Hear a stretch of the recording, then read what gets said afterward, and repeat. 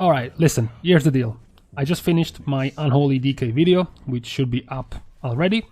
And as I was finishing, I noticed Shadowlands Beta Build 36401 out. So I'm like, okay, let's go over this quickly, since I'm already here. No, we are real men here. We only go through important and necessary changes to mention, not this useless shit, not these small tiny numbers and these small percentage changes that don't really modify the way something works. We only want the bigger, thicker changes. You're a zoomer, you don't have time to look at a 20-minute video about changes, you just want the quick and fast changes that you're interested in and then leave, right?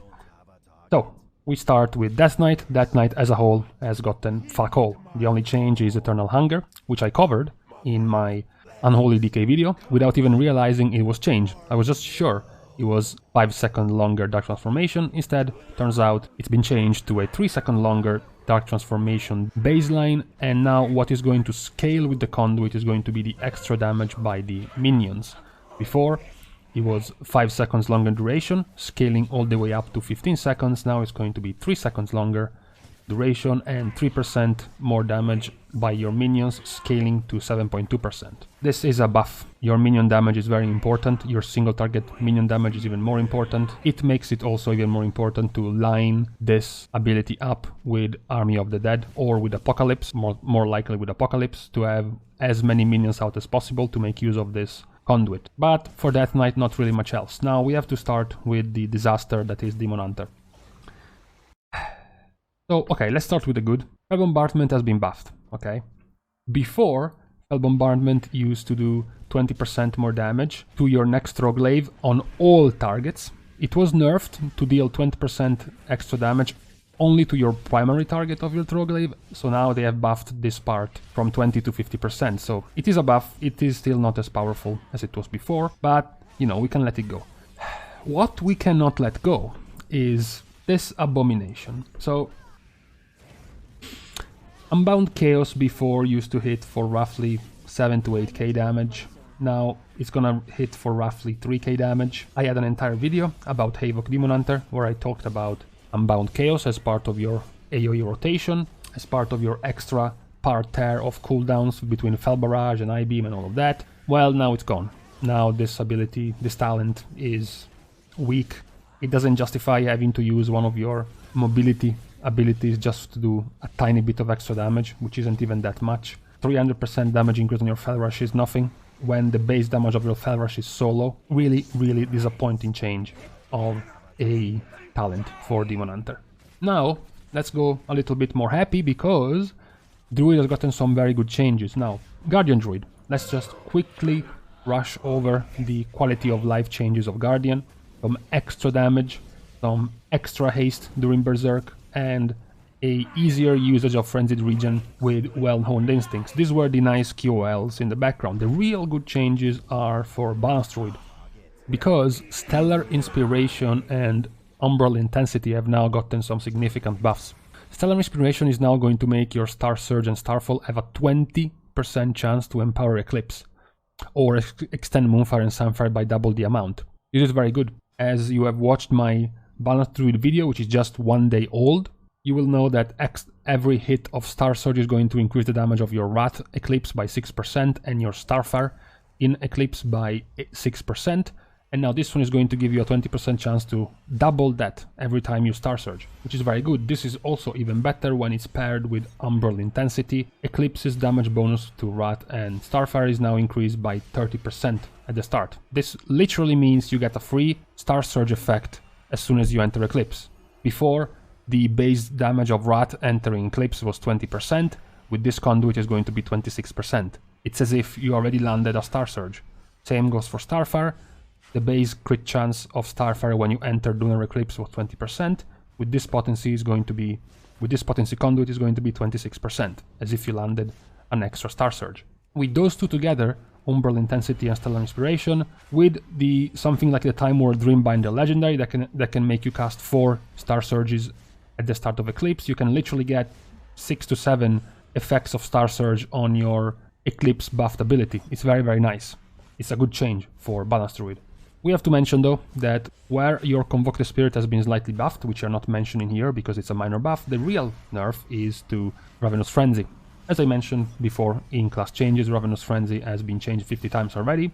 Now the next change is going to be a nerf to their crit stacking on your Ravenous Frenzy by 2% per stack. It would even scale all the way up to 4.8% per stack, essentially giving you 100% crit eventually. Now though, the crit stacking is going to start at 0.50 and cap at 1.20. So severely limited crit stacking on this Conduit. Now, given how stronger balanced Conduits are right now, the potency ones, this wasn't already gonna be taken anyways, but it is still a nerf. Marksmanship, Beast Mastery, Survival, nothing. Let's skip. We skip directly into Frost Mage. Not even Arcane, not even Fire, just Frost Mage. The only two changes. So, Slick Ice has gotten a change, which you could argue is just a change. To me it's a nerf.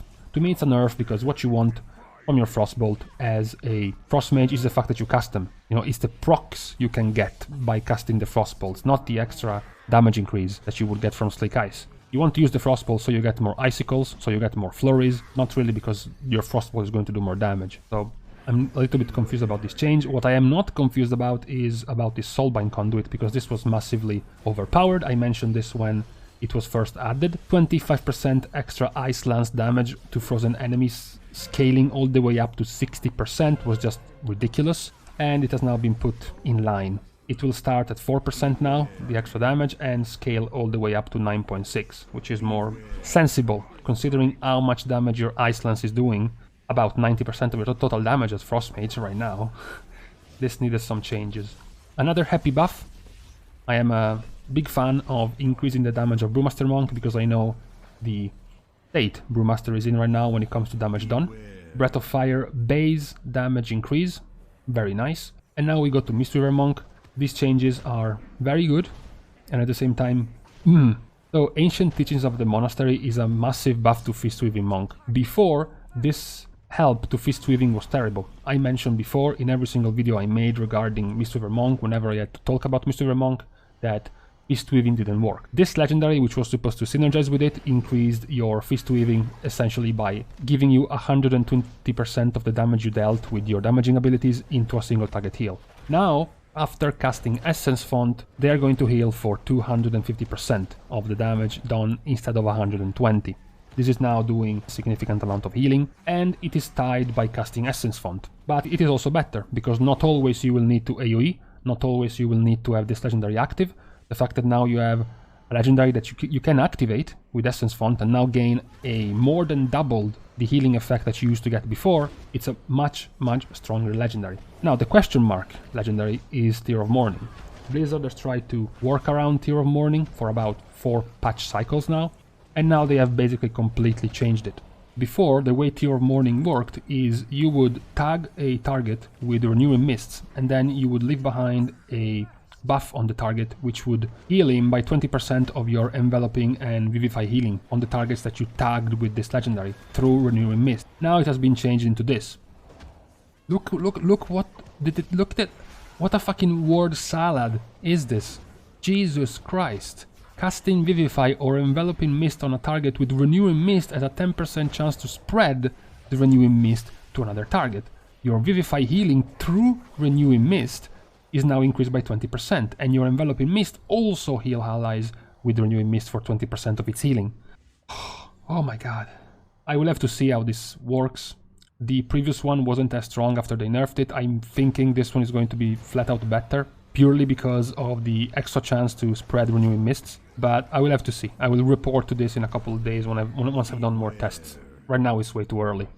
Going into one of the other most changed classes, we have Paladin, specifically Holy and Ret. Holy Paladin has gotten one of their legendaries changed. Before, Shadowbreaker used to simply buff every healing done from the targets tagged by Light of Dawn, while also making Light of Dawn 40-yard range like your old Azerite trait.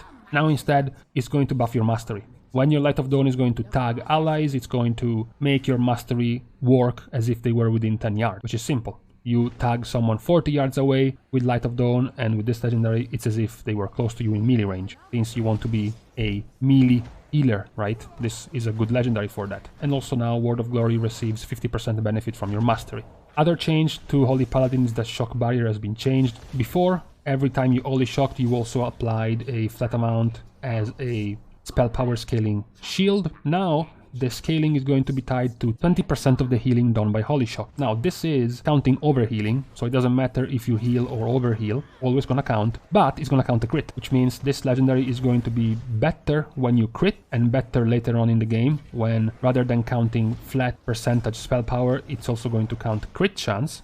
At the start of the expansion, this is a nerf, because you will crit much less often, even with the extra crit chance of your Holy Shock, and then later on in the expansion, this is going to be stronger. Now, the quest to nerf protection paladin damage continues. The potency conduit vengeful shock has been heavily nerfed. Avenger's shield used to debuff the target to take 15% more holy damage for 5 seconds, scaling all the way down to 45% at max rank. Now it's been nerfed to 3% first rank and 7.2% max rank, so about a fifth of the damage overall. Now rejoice! Finally, Red Paladin has gotten some meaty buffs to their potency conduits.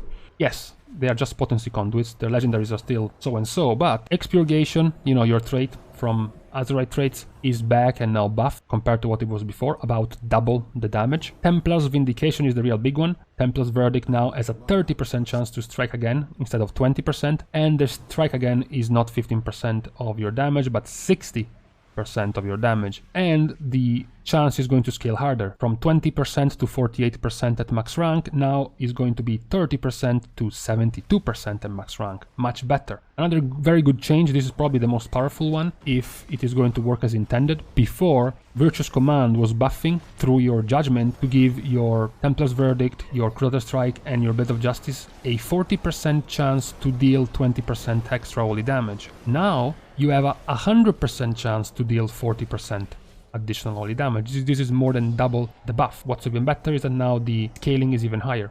From 40% additional holy damage to 96% additional holy damage. At max rank, you will literally be doubling the damage of Crusader Strike, Blade of Justice and Templar's Verdict whenever Judgment is up, and you can keep this buff up. It's very good. Bunch of nerfs for Shaman, you know.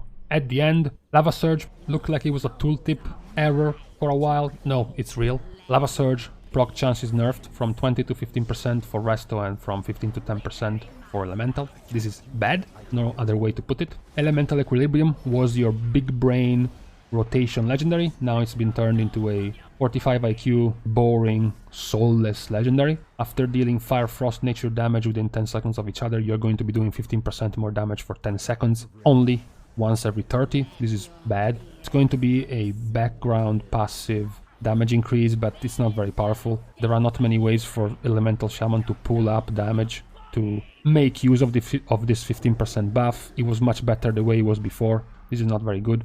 Legendary effects, Doom Winds for Enhancement Shaman has been nerfed after it was buffed before. Now it got hit by the nerf, but again, it increased the damage by Wind Fury Weapon by 100%. It lasted for about 5 days before it was nerfed down to 25%. So, goodbye. On a side note, on a meme note, Deeply Rooted Element is actually getting buffed all across the specs. From 5 to 7% chance to activate Ascendance for Elemental and Restoration, and 8% chance to activate Ascendance for Enhancement. So I really love that legendary, by the way. And that was it for meaningful changes to all the specs. There is a bunch more. You can go and check all the class changes and the spec changes if you want. I'll leave the link behind, but these were really the most relevant ones. And with this, I am over. I'm done. I wasn't even supposed to be doing this, so pretend you've never seen this. I wasn't even here. You guys soon. In the meantime, I go in hiding.